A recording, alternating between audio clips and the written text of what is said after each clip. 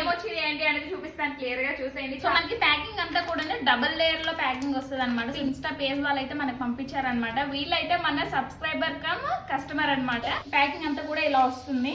ఇవి వచ్చేసి చెక్కలు కారం పూసి తెప్పించాను. సో నేనైతే నాన్ వెజ్ పచ్చళ్ళు ఆర్డర్ పెట్టుకున్నానండి. పచ్చళ్ళన్నీ మనకి గానుగ నూనెలతో అయితే ప్రిపేర్ చేస్తారండి. ఇది కూడా మనకి కోల్డ్ ప్రెస్డ్ గ్రౌండ్నట్ ఆయిల్ తోనే ఇవైతే ఫ్రై చేస్తారని కూడా చెప్పారు సిస్టర్.